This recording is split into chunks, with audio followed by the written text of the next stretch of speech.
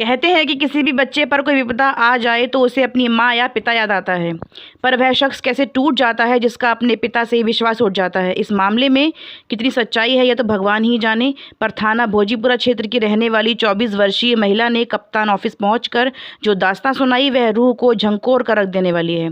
आओ जानते हैं पीड़िता की आप बीती। मैडम कौन से थाने से आई हूँ? मैं भोजीपुरा थाने से आई हूँ।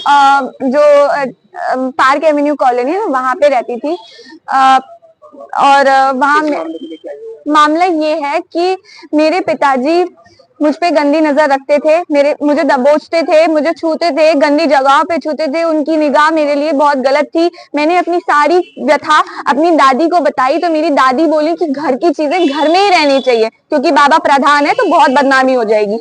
मैंने वो चीजें खोली नहीं, सोचती कि हाँ पापा हो सकता है गलत फहमी हो। कई बार मैंने जाने दिया। जब हद से ज्यादा चीजें बढ़ गई तो मैंने पिता को कई बार इस चीज के लिए कहा कि पापा ये सही नहीं है। जब शादी कर लिया तो पति को जाके सारी चीजें बता दी, क्योंकि पति बार बार कहते थे कि पिता के पास जाओ, उनसे अच्छे संबंध रखो। तो मुझे मजबूरन उन्हें सारी व्यथा बतानी पड़ी कि पिता मुझसे ऐसा व्यवहार करते हैं कि मैं वहां नहीं जा सकती। आप बात को समझने की प्रयास करो, मुझे यही रहने दो। तो मुझे धक्के मार के 4-5 बार निकाल चुके हैं घर से। मजबूरन मुझे यहाँ आना पड़ा वापस, और फिर सारी चीजें वही होने लगी। और जब मैंने और जब मैंने अपनी मजबूरी बताई तो उसके बाद मुझे पागल घोषित करने का प्रयास कर रहे हैं मेरे पिताजी। वो कहते हैं कि मैं बिल्कुल सेंस में नहीं हूँ और मैं पागल हूँ, मेरा इलाज जरूरी है। वो एक ही बात बार बार दोहराते हैं। मेरे डराने के बाद वो अपनी इस बात से भी मुकर जाते हैं कि मैं पागल। आप क्या पढ़ाई कर चुकी हैं? मैं स्नातक की पढ़ाई कर चुकी हूँ। I am done my graduation from inverted university. I have done my mass communication and journalism. कभी पहले कोई दिमागी आपको प्रॉब्लम रही है क्या? कभी जो पापा आपके कह रहे हैं? कभी नहीं रही, कभी भी नहीं रही। कोई गिरी हो, सर पे चोट लगी हो, किस वजह से कह रहे हैं वो ये बात? वो इसलिए कह रहे हैं ताकि ये सारी चीजें झूठी साबित हो जाएं और वो अपनी रेपुटेशन को बचा पाएं। और क्या करते हैं मेरे पिताजी FCI में मैनेजर हैं। तो अब आप कहाँ रह रही हैं? अभी मैं अपनी सिंकिया रह रही हूँ। लगभग 2 महीना होने जा रहा है। और आप उनसे भी पूछ सकते हैं कि मैं सच में ग्रसित हूँ या नहीं हूँ, क्योंकि वो इस चीज को 1 महीने से साबित ही नहीं कर पाए कि मैं मानसिक तौर से ग्रसित हूँ या नहीं। अगर उनके पास कोई भी ऐसे डॉक्यूमेंट्स होते या कुछ भी है तो मैंने उनसे बोला वो कोर्ट में आके ये चीज साबित करें। मैं उनकी साथ चलने को तैयार हूँ। वो जहाँ बोलेंगे, अगर पागल भी डिक्लेयर कर रहे हैं तो मैं वहां भी जाने को तैयार हूँ। जैसे कि आपने बताया कि आपने इसकी शिकायत दादी से की थी। जी। मम्मी से नहीं की आपने? मम्मी मेरी माँ 10 साल से डिप्रेशन में है। वो इस वजह से क्योंकि मेरे पिताजी के कहीं और ताल्लुकात थे। एक आंटी मतलब एक महिला है जिनको मैं आंटी बोलती हूँ, तो वो अपनी जब ऑफिस जाते थे तो रात में 1 बजे आना, 2 बजे आना घर पे। मेरी माँ के पूछने पे वो उनको बेल्टों से मारते थे। बचपन से देखती आ रही थी। फिर धीरे धीरे मेरे पिता की नीयत इस कदर गिर जाएगी कि वो ये सोचेंगे, अभी जब से फ्लैट लिया है हमने अलग 2 साल से, उन्होंने घर पे आना जाना सबका बंद कर दिया। अचानक से वो एकदम परिवर्तित हो गए। वो बोले कि वो मानसिक रूप से बहुत ज्यादा परेशान है और इतना ज्यादा मतलब उसको जंजीरों में जकड़ा जाए।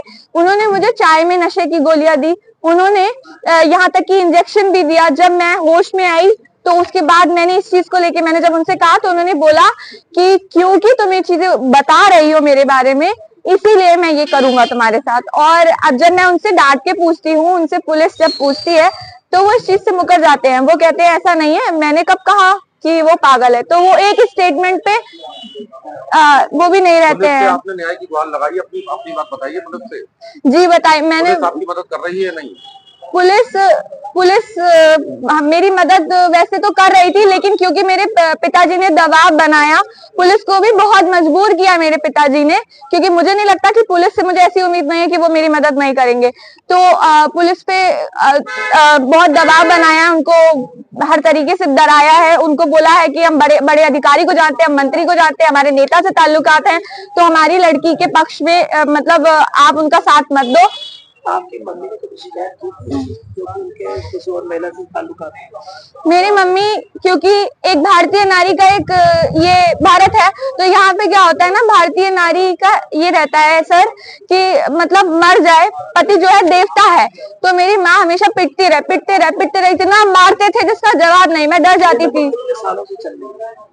ये तो मेरे साथ जो घटना है ये अभी करीबी 3 साल से झेल रही हूँ मैं।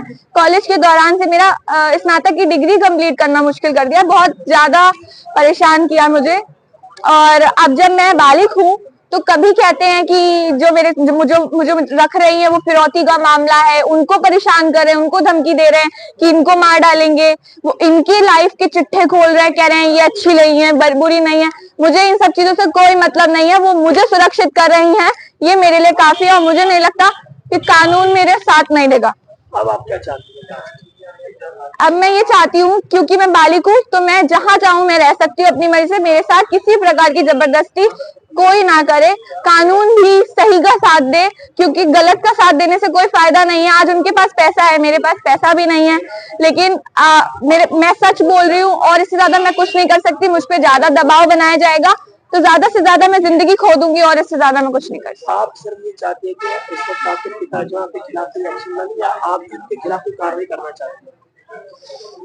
मैं पिता से ये चाहती हूँ, क्योंकि मैं बालिग हूँ, वैसे भी मेरी शादी हो चुकी है, तो उनका और मेरा ताल्लुक तो बहुत पहले का खत्म हो चुका है। तो जो वो बार बार ये प्रयास कर रहे हैं कि मैं उनके पास आ जाऊं, ऐसा नहीं होगा। मैं अपनी जिंदगी दान में नहीं दे सकती, क्योंकि मेरी जान को खतरा है, वो मुझे जान से मार देंगे। अंकित वर्मा जो कि मेरे पति लगते हैं, वो भी मुझे कई बार मारने का प्रयास कर चुके हैं। मुझे नहीं पता, मेरी काफी मजबूरियां थी जिसकी वजह से मुझे मजबूरी में शादी करनी पड़ी थी, अन्यथा मैं ये शादी बिल्कुल नहीं करती।